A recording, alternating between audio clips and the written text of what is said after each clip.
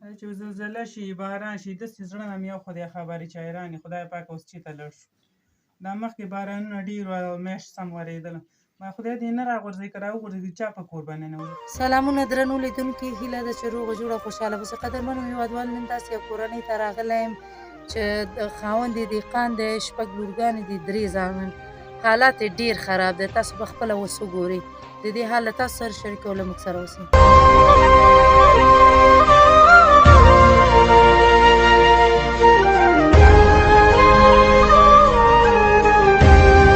قدرمنو هېوادوال، لومړی دا ځایونه ته وګورئ چې دا په کوم حال دی. داسې کورونو کې دوی د ژوند کوي.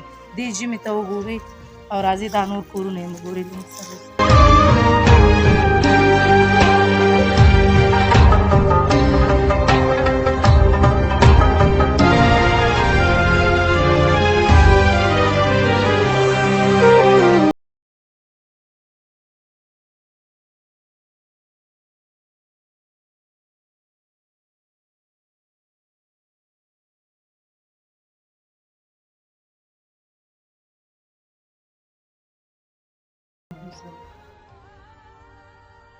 څنګه یې؟ شکر دی. ماشومان دې ښه دي؟ زندګي څنګه تېرېږي؟ زندګي روانه ده، تېرېږي. څه به وکړو، غریبون ده. څه ستونزې مشکلات لري؟ دغه ستونزې مشکلات دي چې کار کسب مې د خاوند نشته دی، مزدوري نشته دی، واړه مې ګڼ دي او جمع دی، د چا چپړې نه دي، چا جامې نه دي. ډوډۍ ته مې حیران یو ماشومانو. کله یو څه غواړي چې پلانکي ماشومان ته وګوره، پستانکي ته وګوره، ته ورته وایم چې شي هلته وکړه. خاوند مې دهقاني کوي، هغه هم دونه شی نه پوره کوي چې موږ بالدار ته ورکړو، د هغه هم قرضداري پاتې. اوس هم په موږ خدای بلا قرض دی غواړي. بله ورځ هم لکه داسې یو 20 ورځې کېږي چې سړی راغلی و، یا د موږ ته پیسې پوره راکوي او که نه وي نو بیا یې وځئ. موږ به خپله مجبوره یو چې شي ته ولاړ شو. کور کې په کرایه پروت دی؟ زموږ خپل کور نه دی. نو څوک کرایه ورکوي د دې کور؟ 2000. د دې سکندر کور 2000 ورکوي؟ چې پردی کور یې اخلي ده نه که نه، چې خپله دې وس نه کېږي چې ته په میدان خو نه شي اړولی چې څه وکړم. نو دا د کور ضرورت څنګه پوره کوئ؟ څه وکړم، دغسې ناست یو چې چا کور کې خپله لکه ماشومانو چې شی وکړه مزدوري یا ډوډۍ چې شی پیدا کړه پیدا نه کړه، ګاونډیانو راوړو. بس ماشومان دي چغې وهي نو غواړي. څه وکړو. اوس تاسو کور کې څه لرئ؟ اوړه غوړي؟ چې غوړي ته وایم غوړي مې هم خلاص دي او دا اوړه مې هم دومره دي چې بس یا ماښام لاندې کړم، که ماښام نه یې وساتمه نو سهار له به یې کړم. دا مخامخ تاسو ته بوجي ښکاري، دغلته پرته ده، د بوجي د پاسه چې پرته. هغه هېوادوال چې ستاسو غږ اوري هغې ته څه ویل غواړي؟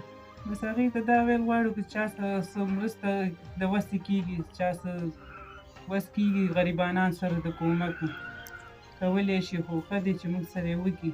دا جمع دی، ماشومان مې دي، ګڼ دي او د مزدورۍ د ګټې وټې څوک نشته دی او نه داسې کار نشته دی چې سړی روزمره کار وکړي او مزدوري راوړي کور ته، یا پې ماشومان ته خوراک واچوي، یا ګاونډیان مې شي نه راوړي نو چې هر یو بچه مې ځي پام ته اوبو پسې چې ویې ګوري وایي دغه دی او وایي دا هلته دا شی راوړه دا شی راوړه. زه ورته وایم پرېږده بچه ورکې کړه، نه یادوه چې شی پکې ستا پلار سره پیسې نشته دی، نه یې ویوه چې کله پیسې پیدا شو بیا درته پلار دې راوړي. کله سابه پاخه کړم چې وتار وخت کې سابه پخوي یا ښورواګۍ کې هغه پیوه چې وتوئ، ورته وایم زموږ همدا خوراک دی، خیر دی موږ چې کله وس مې پیدا کړو بیا موږ هم ښه شي نه راوړو. هغې وایي دا راوړو دا یې راوړو. زه وایم خیر دی بچیان مې غواړئ. ته څه ویل غواړې؟ زه غواړم شم چې مکتب ته سبق ووایم چې تر څو مې آینده ښه شي. موږ سره مرسته وکړي. موږ ډېر بېوسه یم، مکتب ته نه شو تللی. ماشومان مکتب ته ځي، ښه جامې ښه د بوټان دفتر څه د دې سم لکه وس کې نه دي مکتب کې، یو نه مکتب کې دي نه مدرسې. مدرسو کې ما د فیسونو د وجې باندې هغه بېرته بیا په کور شولو.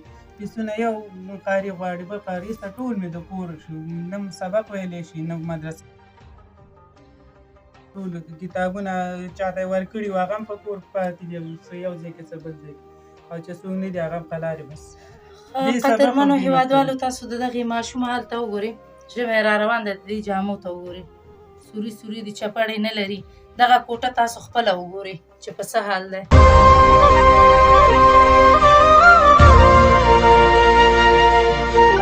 دا په داسې کوټه کې دې ماشومانو سره ژوند تېروي شپه ورځ په دې ژمي کې چت ته یې وګورئ څڅېږي. چې زلزله شي باران شي داسې زړه نه مې یو خدای خبرې چې حیران یې خدای پاک اوس چېرته لاړ شو. دا مخکې بارانونه ډېر وه او میاشت سم ورېدله ما خدای دې نه راغورځوي که راوغورځوي چا په کور به ننوځو خپلوان هم داسې ځای کې نه لرو چې سړی په کور ورشي شپه ورځ ورسره تېره کړي ټول ګاونډیان پردي خلک دي چا کره ننوځي وایي دا خو شپه راځي ورځ راځي خو بس د الله رحم ونه غورځېدله بس که غورځېدلی وی موږ به څه کړي وي.